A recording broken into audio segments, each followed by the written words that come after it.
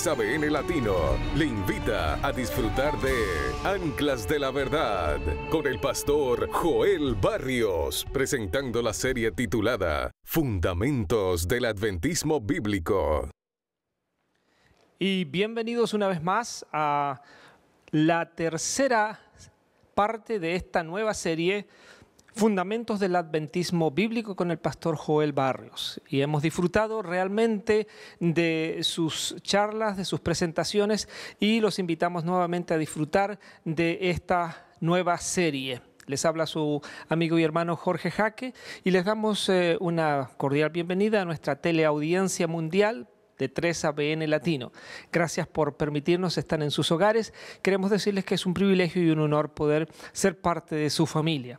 Hemos aprendido bastante en estas series de Anclas de la Verdad, especialmente en Fundamentos del Adventismo Bíblico. Estuvimos repasando temas como la Biblia, y estamos muy interesados en ver lo que el pastor Joel Barrios nos presentará en esta oportunidad bajo el tema La Salvación.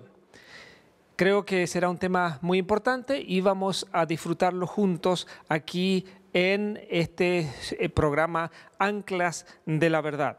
El pastor Joel Barrios, como ya hemos mencionado anteriormente, es graduado de la Facultad de Teología de la Universidad Adventista del Plata y ha cursado estudios de posgrado en la Universidad Adventista Andrews, en donde obtuvo un doctorado en ministerios con una especialidad en liderazgo. Queremos darle una cordial bienvenida al pastor Barrios y agradecerle al mismo tiempo por estar con nosotros y traernos estos mensajes tan oportunos.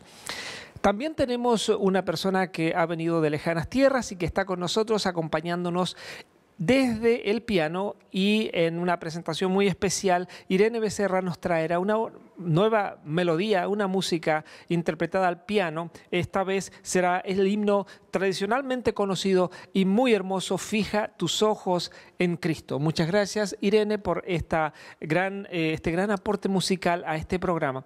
También queremos decirles que una vez que haya terminado Irene su presentación y los últimos acordes de su himno, vamos a escuchar entonces la palabra de Dios en labios del pastor Joel Barrios.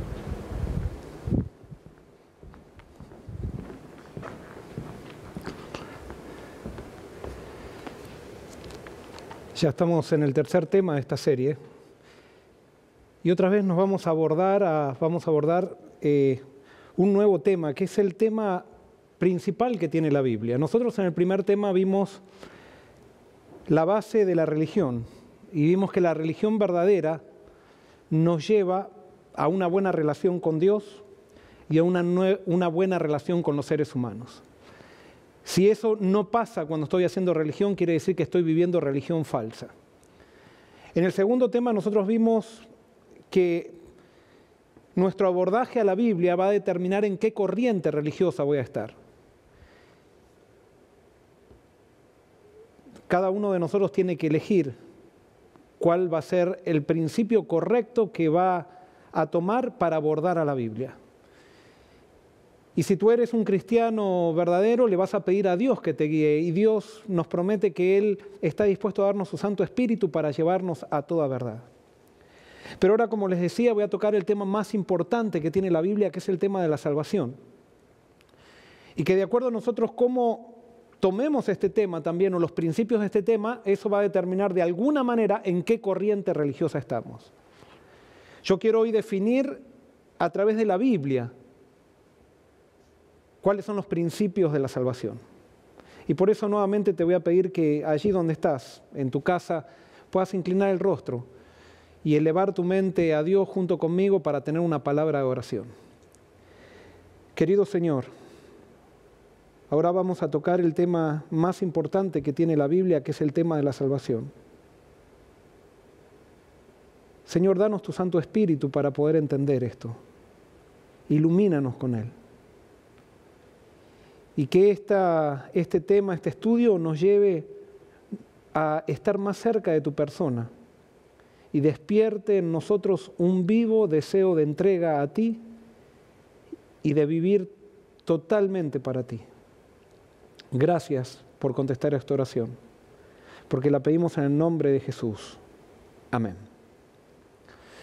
Muy bien, vamos a empezar este tema introduciéndonos con algunos versículos que a mí me gustaría que ustedes lo tengan en mente mientras nosotros vamos discutiendo el tema.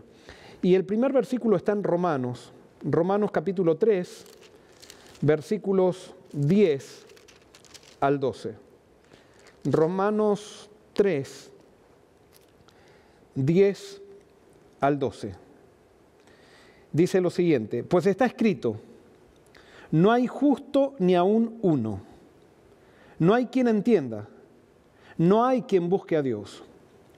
Todos se desviaron, se echaron a perder. No hay quien haga lo bueno. No hay ni aun uno. La Biblia es muy clara que no hay justo ni aun uno. Y por eso la persona que a ti te parece que es la más buena de aquí de la tierra, aquella persona que te parece que tiene una personalidad muy atractiva, que parece que es una persona que es excelente, que nadie tiene ningún reproche para con ella, esa persona, según la Biblia, no es justa. Esa persona es pecadora. Y por eso quiero ahora que leamos otro pasaje que es muy conocido, que está en Romanos también, Romanos capítulo 6, versículo 23. Romanos 6, 23. Dice lo siguiente: porque la paga del pecado es la muerte, pero el don gratuito de Dios es la vida eterna en Cristo Jesús, Señor nuestro. Entonces aquí nos dice que el resultado del pecado, el resultado de estar separado de Dios, es la muerte. Ahora me gustaría hacerte una pregunta. ¿Tú pecas? ¿Eres pecador? Y quizás lo que te voy a decir no te guste mucho, pero si tú pecas y eres pecador, ¿qué es entonces lo que te mereces? Según la Biblia, es la muerte. Y no solamente tú, sino que yo también. Porque no hay justo ni aún uno. Todos merecemos la muerte. Pero hay un don que dice que es en Cristo Jesús. Y vamos a ver otro versículo que está en la primera epístola según San Juan. La primera epístola de Juan. El capítulo 1, versículos 8 al 10. Dice así: si decimos que no tenemos pecado, nos engañamos a nosotros mismos y la verdad no está en nosotros. Si confesamos nuestros pecados, Dios es fiel y justo para perdonar nuestros pecados y limpiarnos de toda maldad. Pero si decimos que no hemos pecado, lo hacemos parecer mentiroso y su palabra no está en nosotros. Aquí nos dice que si alguien dice que no peca, es mentiroso. Pero también nos dice una cosa muy linda. Nos dice que Dios está dispuesto a perdonar todos los pecados. No solamente algún pecado, sino todos. Y no dice alguna maldad, sino toda maldad. La Biblia es bien clara en que Dios está dispuesto a perdonarnos todo. Y justamente ese es el tema central de la Biblia, el tema de la salvación, cómo nosotros podemos ser perdonados. Ese es el tema que tú y yo debemos entender. Hay mucha gente que vive angustiada por la culpa, que vive su vida mirando para atrás y viendo todos los errores que cometió. Y pareciera que nunca van a llegar, en el concepto de ellas, a alcanzar el perdón porque han caído demasiado bajo. En el tema de hoy quiero decirte que Dios, no sé por qué te ha hecho mirar en este día justamente en la televisión y estar mirando este programa, pero sin duda que Dios tiene un plan para ti y quiere hoy decirte algo. Y quiere decirte que Él tiene capacidad para perdonarte y está dispuesto a perdonarte toda maldad. No importa qué es lo que hayas hecho, no importa que tú lo hiciste a conciencia, no importa que tú habías sido formado en el buen camino y después te fuiste, no importa. Dios, si vuelves a Él, está dispuesto a recibirte y a perdonarte. ¿Por qué? Simplemente porque lo dice aquí. Tú lo tienes que creer. Pero también vamos a ver cuál es el mecanismo de la salvación hoy. Porque eso te va a ayudar a entender un poco más a la persona de Dios y el gran amor que Él tiene por ti. Y ahora quiero hacer una pregunta, llevarlos a unas preguntas. La Biblia enseña, ¿qué enseña la Biblia con respecto a la salvación? La Biblia enseña con respecto a la salvación que somos salvos por obras. La Biblia enseña que somos salvos solamente por medio de la fe. O la Biblia enseña que somos salvos por la fe más las obras que incluso Dios hace en nosotros. ¿Qué es lo que la Biblia enseña? Muchas personas, incluso cristianas, piensan que somos salvos por las obras. Es más, muchas veces cuando me encuentro con algún cristiano nominal y le pregunto, si tú mueres en este momento, ¿piensas que serás salvo? Y entonces enseguida comienza a analizar y dice, bueno, yo no he sido un mal hijo, tengo una buena familia, me gusta ayudar a los pobres. Y entonces determinan su seguridad de la salvación con respecto a lo que hacen. Esas personas, por más que pueden ser sinceras, todavía no han alcanzado a tener la paz que da el perdón, ni la paz que da el hecho de aceptar la salvación. Hay otras personas que piensan que la Biblia enseña que somos salvos por la fe, más lo que Dios hace en nosotros. Y entonces continuamente se están mirando a sí mismos para ver si han sido totalmente transformados, como decir, bueno, por ahí si todavía tengo problemas de carácter, entonces si hoy me muero no soy salvo.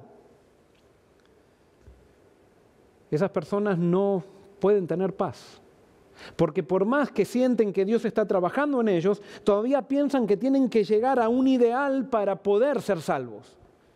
Ellos ven la salvación en el futuro. Sin embargo, la Biblia nos dice que somos salvos solamente por medio de la fe.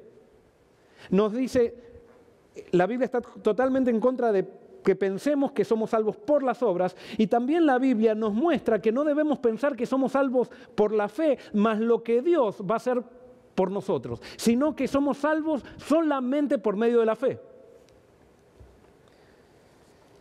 Y alguien puede decir, ¿me puede leer algún versículo? Y sí, vamos a Romanos, el libro que es el que habla más sistemáticamente de la salvación. Romanos, capítulo 3,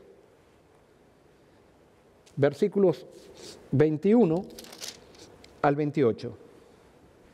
Dice así: pero ahora, aparte de toda ley, la justicia de Dios se ha manifestado, respaldada por la ley y los profetas. Y voy a hacer un alto. Dice, aparte de toda ley, la justicia de Dios se ha manifestado. Aquí no está hablando de la justicia del hombre, sino que se está hablando de la justicia de Dios que se ha manifestado y que es testificada por la ley. Y seguimos en el versículo 22.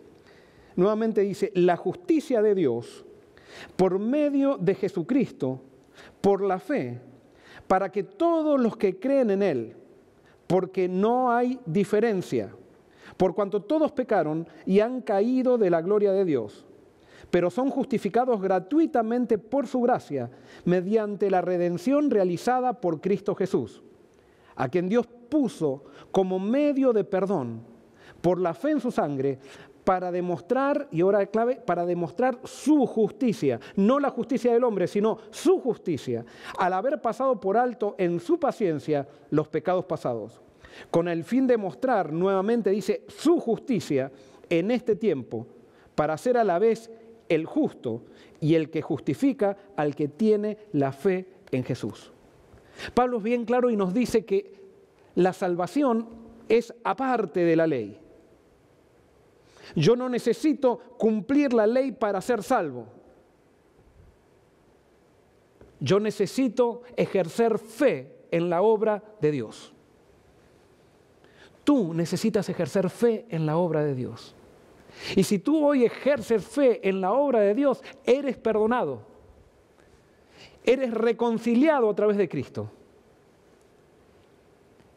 Y esa reconciliación te capacita para vivir por agradecimiento en la voluntad de Dios. Es su justicia, no nuestra justicia. Pero los judíos pensaban, de la época de Jesús, había dos corrientes judías que pensaban de la siguiente manera. Ellos tomaban a Dios como si Él tuviera un libro en el cielo. Entonces en ese libro Dios iba anotando las obras buenas y las obras malas que iba haciendo ese judío. Entonces, si el judío llegaba al día del juicio final y tenía más obras buenas que malas, de acuerdo a ese judío, él estaba salvo. Pero si llegaba al día del juicio final y tenía más obras malas que buenas, entonces estaba condenado. Entonces los judíos vivían continuamente pensando en lo que hacían y lo que no hacían. Una religión basada en las obras. Eso también les llevaba a estar controlando a sus compañeros de religión, a sus compañeros de iglesia o de sinagoga, qué era lo que hacían y qué era lo que no hacían. Esa forma de vivir la religión nos trae muchos problemas. Es más, trae muchos problemas dentro de una iglesia. Donde tú ves que hay orgullo, porque esa forma nos lleva al orgullo, porque por ejemplo las personas que han hecho muchas obras buenas, que salieron a repartir comida a los pobres, que hacen mucha actividad en la iglesia de misión, que predican sermones, entonces esas personas como cuando ven todo lo que hacen, dicen, entonces yo soy mejor que aquella persona que no lo hace. Entonces eso lleva al orgullo. Por el otro lado, para las personas que no han tenido oportunidad de hacer muchas obras buenas y que han tenido quizás un mal pasado o no han tenido las oportunidades que ha tenido, por ejemplo, una persona que nació en una familia de buena fama, esas personas se sienten desesperadas porque sienten que no les alcanza la vida para poder equiparar las obras malas con las buenas, o mejor dicho, las buenas con las malas, porque han cometido tantos pecados que ya no pueden. Entonces se meten más en el pecado, se desesperan más. Y es por eso que muchas veces encontramos muchos drogadictos, muchos asesinos incluso que quisieran cambiar, pero piensan que por el mensaje que no les ha llegado, piensan que ya no tienen oportunidad de perdón. Y cómo me gustaría que hoy haya aprendido en la televisión a alguien que se sienta culpable, que sienta que es demasiado malo. Porque hoy Dios te quiere decir que tú puedes ser perdonado. Después hay otras personas que han mejorado con Dios y le han pedido a Dios que los mejore, pero en vez de seguir mirando a Dios, centran la vista en ellos mismos. Y por eso les invito a abrir las Biblias o ir al libro de Lucas, al Evangelio de Lucas. Allí hay una historia que contó Jesús, que no sé bien si es una parábola o realmente fue algo que Jesús vio en el templo. Pero Lucas capítulo 18, versículo 9, dice así: para algunos que se tenían por justos y menospreciaban a los demás, les contó esta parábola. 2 hombres subieron al templo a orar, uno fariseo, el otro publicano. El fariseo oraba de pie consigo mismo de esta manera: Dios, te doy gracias que no soy como los demás hombres, ladrones, injustos, adúlteros, ni aun como este publicano. Ayuno 2 veces a la semana y doy el diezmo de todo lo que gano. Pero el publicano, quedando lejos, ni quería alzar los ojos al cielo, sino que golpeaba su pecho diciendo: Dios, ten compasión de mí, que soy pecador. Jesús dijo: os digo que éste descendió a su casa justificado, pero el otro no. Porque el que se enaltece será humillado, y el que se humilla será enaltecido. Fíjense este fariseo. Este fariseo fue al templo y oraba con Dios y le agradecía a Dios, a pesar de que Jesús dice que él oraba consigo mismo. Pero él agradecía a Dios, y si estaba agradecido a Dios, quiere decir que él reconocía que todo lo bueno que hacía venía de Dios. Pero él, en vez de mirar a Dios, él pensaba que lo bueno que Dios le había dado lo hacía salvo. Él pensaba que lo que Dios estaba haciendo dentro de él, de alguna manera lo ponía en una plataforma como si estuviera mejor que la persona en la cual Dios quizás en ese momento no estaba trabajando. Y entonces había un publicano, un estafador, una persona despreciada por la sociedad, que le decía a Dios: Dios, yo no tengo nada para ofrecerte. Sé propicio a mi pecador.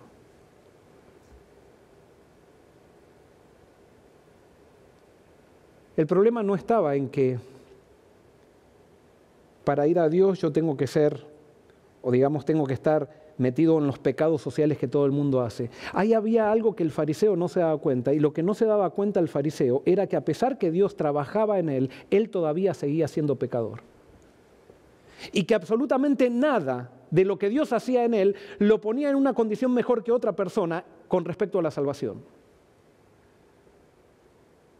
Este fariseo se estaba mirando a sí mismo y pensaba que las mejoras que Dios, entre comillas, había hecho en él eran la causa de su salvación. Es verdad, cuando tú te entregas a Dios, Dios comienza a obrar en ti. Y comienza una obra de transformación. Pero esa obra de transformación no será la causa de tu salvación, sino que será el resultado de ella. Y por eso, para que entendamos estos conceptos, yo quiero enseñarles 2 historias. 2 historias que están en la Biblia. Una está en el 2.º libro de Reyes. Es una historia muy interesante que está en el Antiguo Testamento. 2.º libro de Reyes, capítulo 21.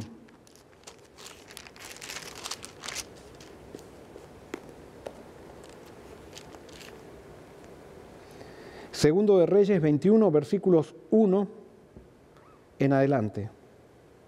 Dice así: de 12 años era Manasés cuando empezó a reinar, y 55 años reinó en Jerusalén. Su madre fue Hepsiba. Hizo lo malo ante los ojos del Señor, según la abominación de las naciones que el Señor había echado ante Israel. Porque reedificó los altos que Ezequías su padre había derribado. Levantó altares a Baal y postes idolátricos, como había hecho Acab, rey de Israel. Adoró a todo el ejército del cielo y le rindió culto. También edificó altares en la casa del Señor, del cual el Señor había dicho: yo pondré mi nombre en Jerusalén. Edificó altares para todo el ejército del cielo en los 2 atrios de la casa del Señor. Pasó a su hijo por el fuego y se dio a observar los tiempos. fue agorero e instituyó médium y espiritistas y multiplicó lo malo ante los ojos del Señor para provocar su enojo. Esta historia es muy interesante. Aquí encontramos a un rey del pueblo de Dios. Este rey se llamaba Manasés. Él reinó 55 años. Y ya la historia nos dice que a los 14 años Manasés tenía un hijo. O sea que era un muchacho muy precoz. ¿Qué hizo Manasés? Manasés cambió el culto del verdadero Dios en el pueblo de Israel y llevó al pueblo a que adorase a Baal. El culto a Baal era un culto totalmente orgiástico. Yo no sé cuántos de ustedes saben en qué consistía el culto a Baal, pero el culto a Baal, la imagen de Baal, era un órgano sexual masculino erecto. Y perdonen que diga esto, pero es para que nosotros entendamos la maldad de lo que hizo Manasés. Y por eso aquí nos dice que Manasés puso postes idolátricos en la casa de Dios. Los postes idolátricos en la casa de Dios eran la imagen de Baal. Y la imagen de Baal es lo que nosotros ahora le llamamos obeliscos. Ahora el obelisco ya perdió la connotación que tenía en el pasado, pero eso era lo que realmente representaba un obelisco. Era el dios Baal, era el dios de la fertilidad. Para adorar a Baal, los hombres tenían que ir al templo o a los lugares altos, porque se lo adoraban en lugares altos. Y allí entonces alrededor de la imagen de Baal había sacerdotisas que eran prostitutas sagradas. Entonces una persona para adorar a Baal tenía que tener relaciones íntimas con esa sacerdotisa. Y de esa manera ellos decían, como Baal era la representación del dios Sol, ellos decían que de esa manera ellos incitaban al sol para que fertilice a la semilla. Y entonces la manera de adorarlo era haciendo lo que solamente, de acuerdo a la Biblia, estaba permitido hacer en el matrimonio. Manasés cambió el culto del verdadero Dios y puso este culto orgiástico en el pueblo de Israel. No solamente eso, sino que había un dios que se llamaba Moloc, que era metálico, hueco, que tenía los brazos extendidos. Al dios Moloc se lo llenaba de brasas hasta que quedaba el rojo vivo. Entonces la gente iba y llevaba a sus bebés vivos y lo ponían en los brazos incandescentes de Moloc. Eso hizo Manasés con su hijo primogénito. Y no solamente se conformó con eso, sino que incitó a que el pueblo también lo haga, y el pueblo, siguiendo a Manasés, también ofreció a sus hijos a Moloc. Impresionante. En el versículo 16 del capítulo 21 nos dice también: además Manasés derramó mucha sangre inocente hasta llenar a Jerusalén de cabo a cabo, aparte del pecado que hizo cometer a Judá, para que hiciesen lo malo ante los ojos del Señor. Cuando a Manasés no le gustaba a alguien como pensaba, cuando alguien lo desafiaba, cuando alguien no seguía sus directivas, él lo mandaba a matar. Fue un rey perverso. Es más, en la época de Manasés vivió el profeta preferido de Jesús, o por lo menos el profeta que más citó Jesús, que era el profeta Isaías. El profeta Isaías recibió la comisión de Dios de ir y reprender a Manasés. Como todo fiel profeta, fue y reprendió a Manasés. Y la tradición nos dice que a Manasés no le gustó lo que Isaías le dijo. Por lo tanto, hizo ahuecar un tronco, lo metió a Isaías en el medio del tronco y lo aserró al profeta de Dios por la mitad. El profeta que más citó Jesús. ¿Cómo termina la vida de Manasés? Vamos a segundo libro de Crónicas, el capítulo 33.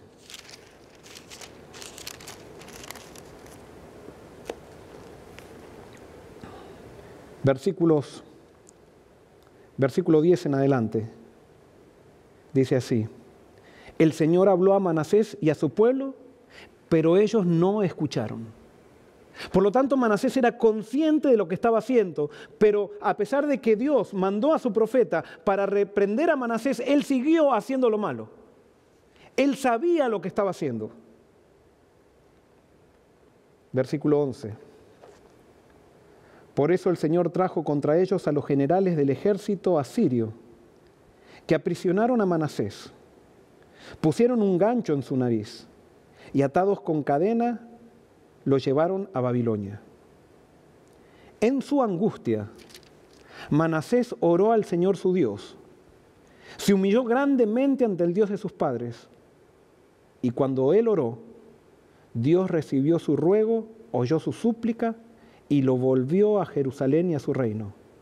Entonces Manasés reconoció que el Señor es Dios.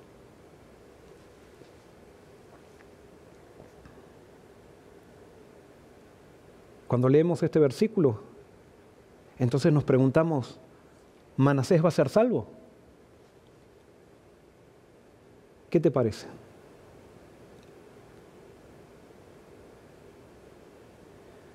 Bueno, la Biblia dice que Dios perdona.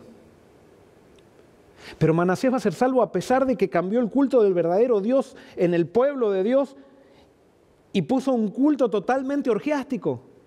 Va a ser salvo a pesar de eso. Puede ser que sea alguien salvo que puso a su hijo en el fuego. Y no solamente eso, sino que también hizo que los israelitas pongan a sus hijos en el fuego y así los asesinaran.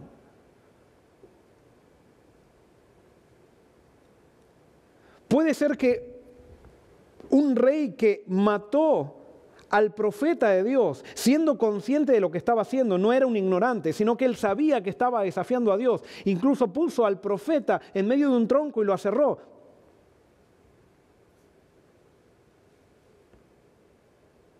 ¿Va a ser salvo Manasés?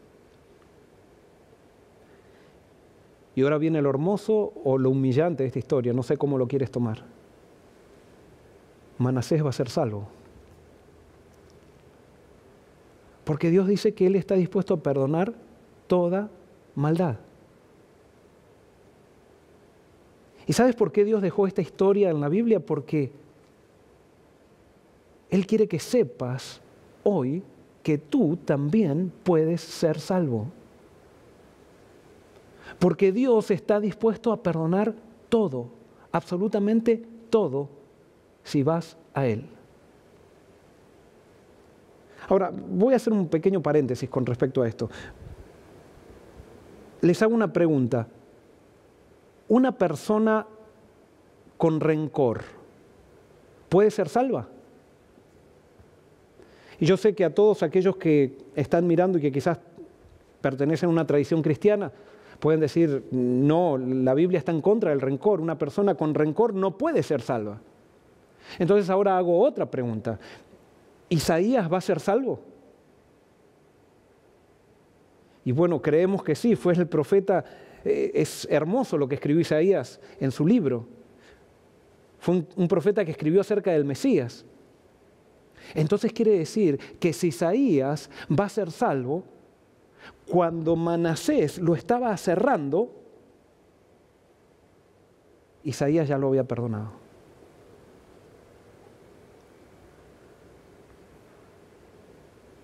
Porque nadie se puede salvar en rencor.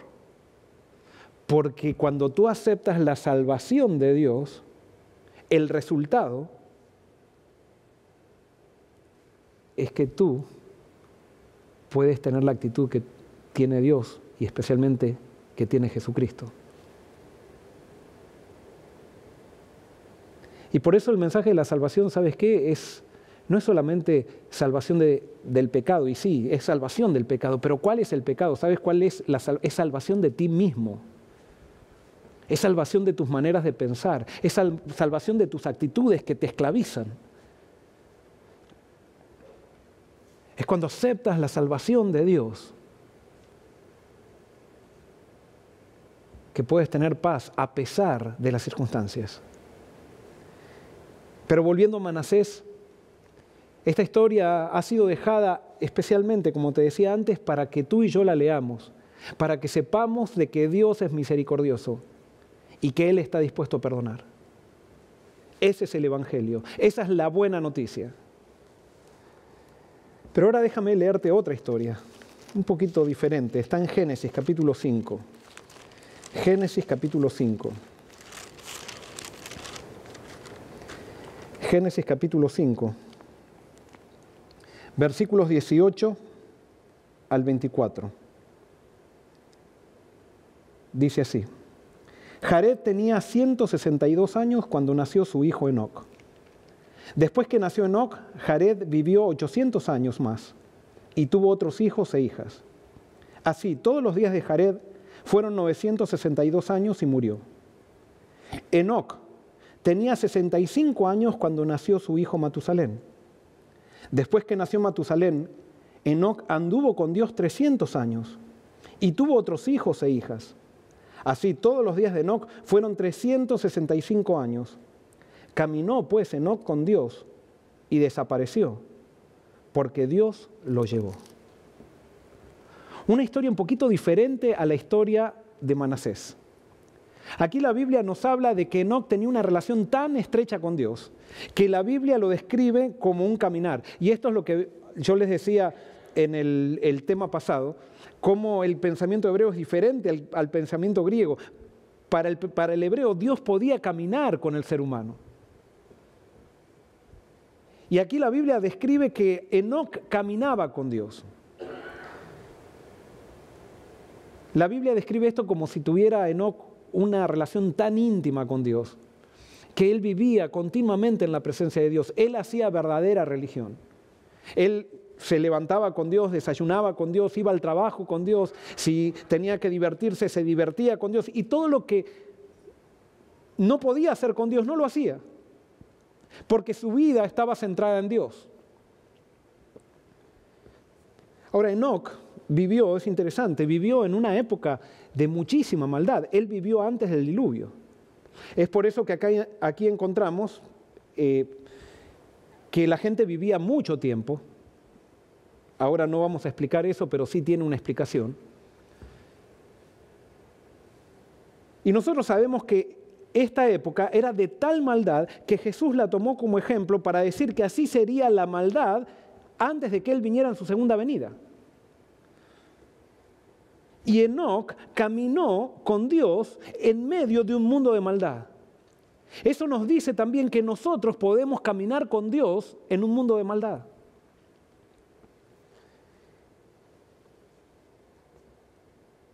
Y dice que un día salió a caminar, a meditar con Dios y desapareció porque Dios se lo llevó.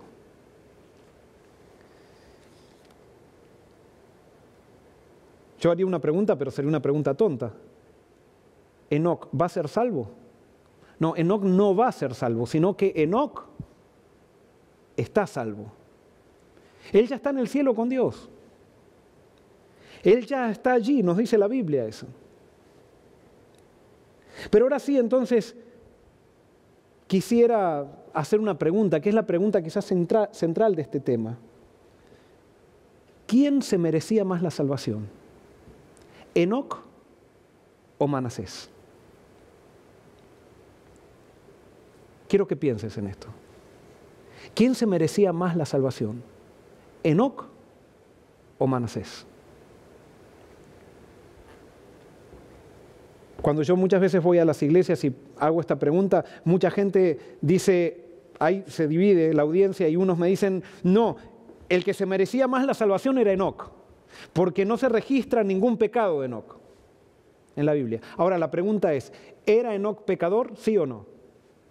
Y entonces vamos a los versículos que leímos al principio y nos dice que no hay justo, nos dice la Biblia que no hay justo ni aun uno. Por lo tanto, Enoc era pecador. Y si Enoc era pecador, ¿qué se merecía? ¿Se merecía qué? La muerte. Entonces, si Enoc se merecía la muerte, él no se merecía la salvación. Y después hay otro sector de las audiencias cuando presento este tema que pregunta y dice, no, el que se merecía más la salvación era Manasés, porque Manasés tuvo que arrepentirse de un montón de pecados. Y entonces ellos piensan que el arrepentimiento es algo que nosotros generamos y es como un mérito que ponemos delante de Dios. No, Manasés tampoco se merecía la salvación. En otras palabras, ninguno de los dos se merecía la salvación. Tanto ni Enoc, que no se registra ningún pecado en la Biblia y que parece que tuvo una relación tan íntima con Dios, que caminaba con Dios y Dios se lo llevó al cielo, pero tampoco Manasés se merecía la salvación, ninguno de los dos. Y entonces, ¿por qué Enoc y Manasés se salvaron? Y ahora quiero que prestes atención a esto porque ahora llegamos al punto central de este tema. Y esto es lo más importante que nosotros tenemos que entender. Ahora quiero preguntarte, ¿cuáles son los requisitos para que alguien se salve? Hay dos requisitos para que alguien se salve. El primer requisito es guardar perfectamente la ley de Dios.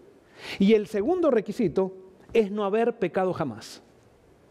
Y yo sé que ahora cuando leí estos requisitos alguien puede estar diciendo allí sentado en el sillón de su casa, debe estar diciendo, no, pero eso no es verdad. Y yo quiero decirte que sí, esto es verdad. Los dos requisitos que exige la salvación es guardar perfectamente la ley de Dios y no haber pecado nunca. Y entonces cuando nosotros leemos estos dos requisitos o cuando sabemos que de estos dos requisitos, entonces decimos, ¿quién puede ser salvo? Y de acuerdo a la Biblia dice que nadie, porque no hay justo ni aún uno. Y por eso los requisitos de la salvación hacen que para nosotros sea imposible salvarnos. Pero gracias a Dios, hubo una persona que cumplió estos dos requisitos. ¿Quién fue esta persona? Esta persona fue Jesús, fue Jesucristo.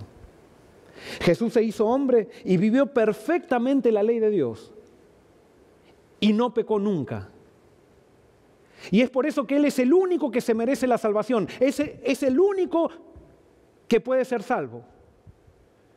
Es por eso que la salvación está centrada en Cristo. Solamente puede ser salvo aquel que se aferra a Cristo. No se salva aquel que se porta bien. No se salva aquella persona incluso que va a la iglesia. Se salva solamente el que se aferra a Cristo. Se salva solamente el que vive para Él y con Él, el que acepta el regalo de Dios. El regalo de Dios, cuando Dios decidió regalar algo, nos regaló una persona, nos regaló su Hijo. Y Jesús vino a esta tierra, se hizo hombre y como hombre guardó perfectamente la ley de Dios y no pecó jamás. Él es el único que se merece la salvación. ¿Por qué se salvó Enoc? Porque Enoc en el determinado momento de su vida se dio cuenta que él no podía salvarse a sí mismo.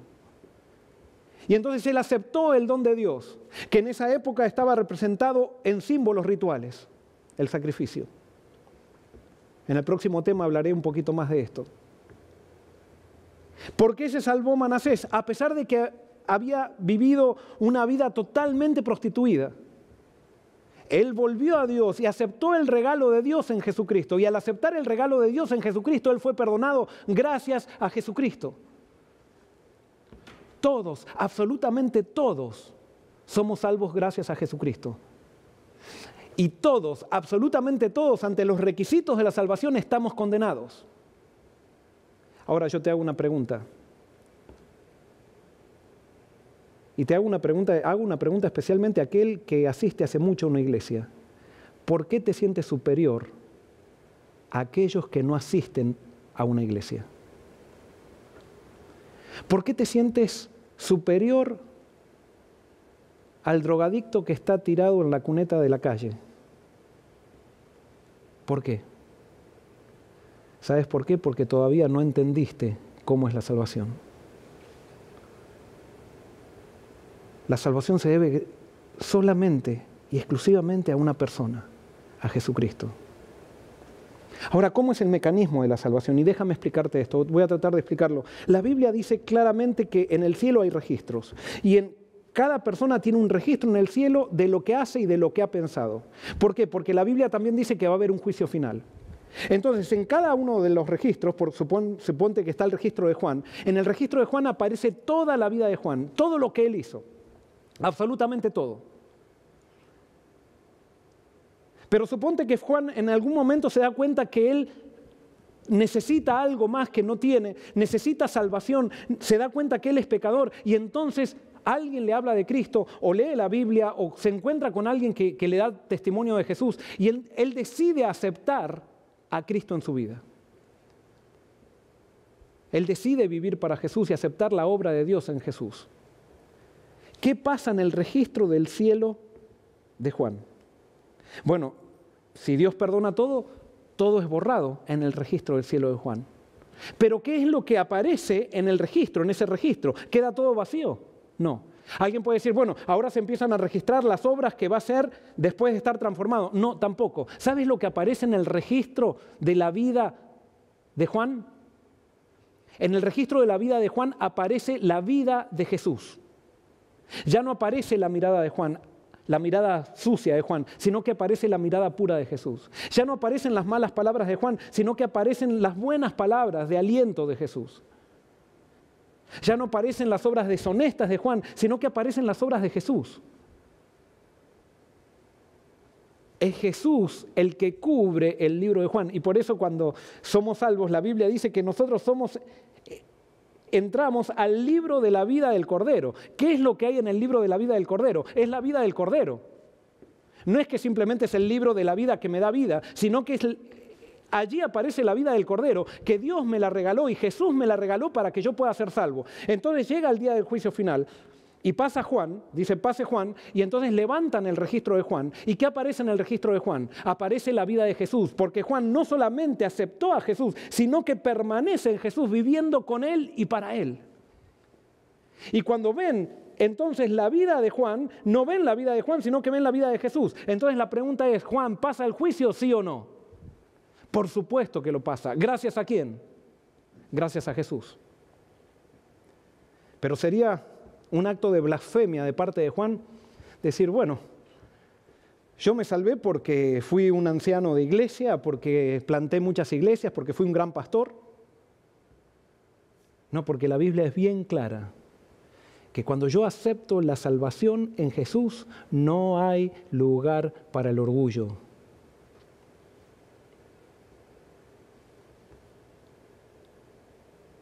El peor pecado no es ser drogadicto.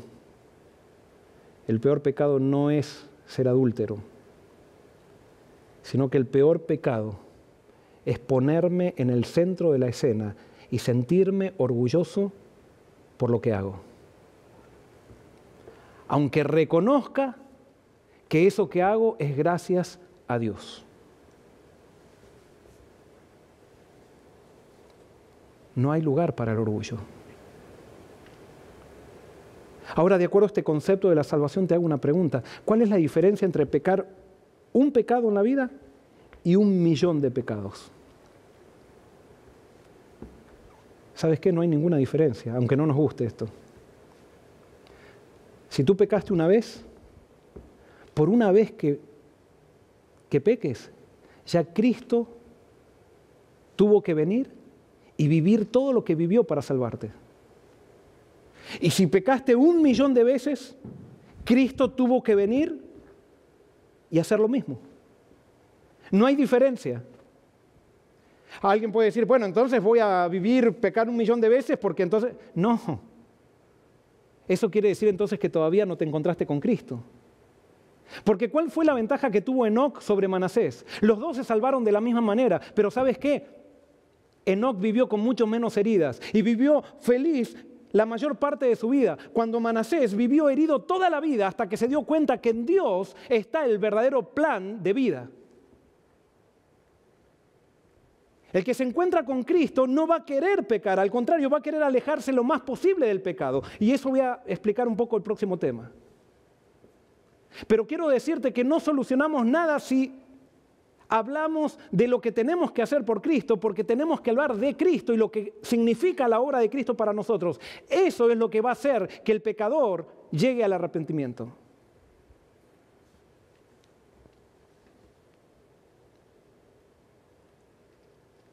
A veces mi corazón se llena de tristeza cuando entro en una iglesia que dice ser cristiana, que incluso que tiene cristianos que se dicen ser cristianos por generaciones. y que viven peleando, no pueden perdonar la ofensa que le hicieron el año pasado o hace 2 años. Cuando veo iglesias que están divididas, cuando hay gente profesional que se siente superior a la gente que no ha tenido privilegios. O hay otras iglesias donde está la gente que no ha tenido privilegios, pero que le tiene envidia al que los tuvo y entonces le hace guerra al que los tuvo. Todas esas cosas evidencian que todavía no hemos entendido el Evangelio y que estamos lejos de la verdad fundamental de la Biblia, que es la verdad de la salvación.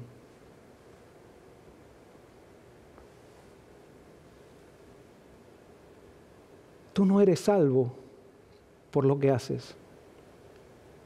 Y quiero decirte algo más todavía, más profundo todavía.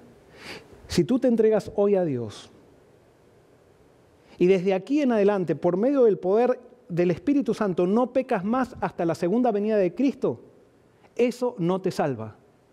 Porque no se salva el que no peca, sino que se salva el que nunca pecó. Y si yo vivo desde acá hasta la segunda venida de Cristo sin pecar, lo mismo me condenan mis pecados pasados. Y por eso yo necesito un Salvador. Yo necesito a Jesús. Y necesito refugiarme continuamente en Él. Él tiene que ser mi canción, Él tiene que ser mi risa, Él tiene que ser mi todo.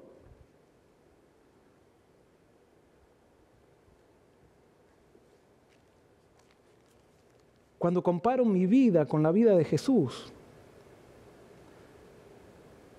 mi vida se ve sucia. Y por eso lo único que puedo hacer es mirarlo a Él. Como dice el himno que Irene tocó al principio, fija tus ojos en Cristo. Como la serpiente que fue levantada en el desierto, así necesita ser levantado Jesús para atraer a todos a sí. Si hoy tú aceptas a Cristo, no importa que todavía no haya sido transformado completamente, el hecho de aceptar hoy a Cristo ya va a producir un cambio en tu corazón. Va a ser el resultado de aceptar a Cristo. Y desde ahí va a comenzar un proceso en el cual tú vas a estar salvo. Por más que todavía haya cosas que tengas que vencer, todavía haya cosas, pero tú te vas a refugiar en Cristo. Y cada día que te equivoques vas a volver a Él. Y siempre vas a estar en Él. Y por lo tanto, a pesar de que todavía no seas totalmente perfecto, tú estás salvo en Él. Porque Él es tu roca, Él es tu refugio. Él es tu salvación y Él es tu justicia. No es tu justicia, sino la justicia de Dios en ti.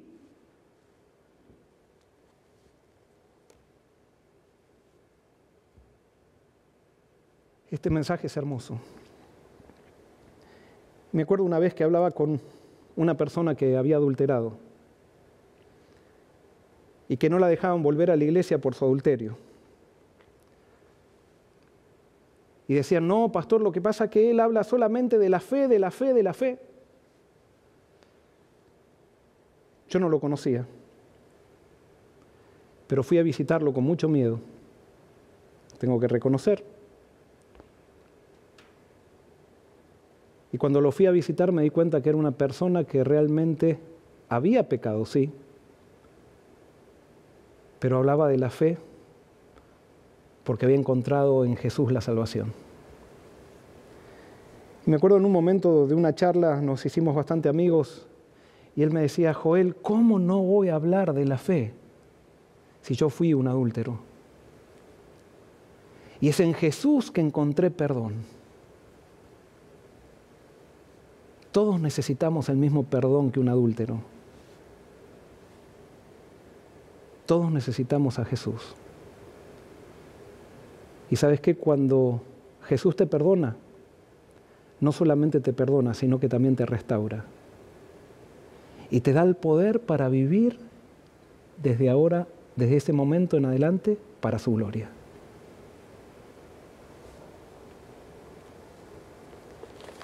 Romanos 3.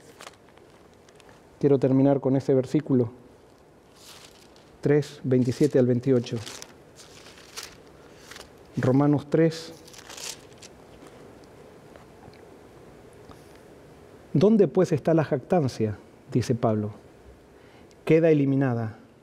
¿Por cuál ley? ¿Por la observancia de la ley? No, sino por la ley de la fe. Así concluimos que el hombre es justificado por la fe, sin las obras de la ley. Que Dios te bendiga.